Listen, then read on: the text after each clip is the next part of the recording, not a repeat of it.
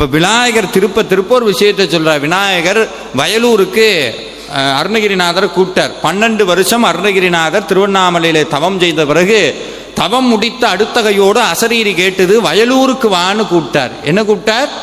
வயலூருக்கு. குமார வயலூர்னு அந்த திருத்தலத்திற்கு பெயர். அங்கே தான் அருகுருநாதர் வாரியார் சுவாமிகள் அற்புதமான திருப்பணியெல்லாம் பண்ணி வச்சிருக்கிறார். அப்படி வயலூருக்கு அருணகிரிநாதர் போன போது யாரையும் காணும், ஒருத்தரையும் காணும். அப்படி பொட்டல் காடாக இருக்குது.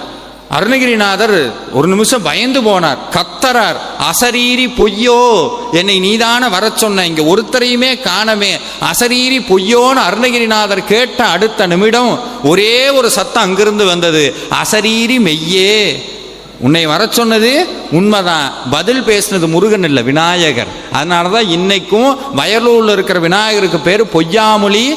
எடுத்து படிச்சு பாருங்க, எவ்வளவு கொடுமைகளை அனுபவித்த போதும் ஒருத்தர் கூடி இறைவனை நொந்து பேசினதே கிடையாது, ஒருத்தர் கூடி. அப்புறம் இந்த சுண்ணாம்பு கால்வாயில் அடைச்சி வச்சிருக்கிறாங்க. தென்றல் வீசுது மாதிரி இருக்குதான், குழு குழு குழு குழுன்னு. எப்படி இருந்தது?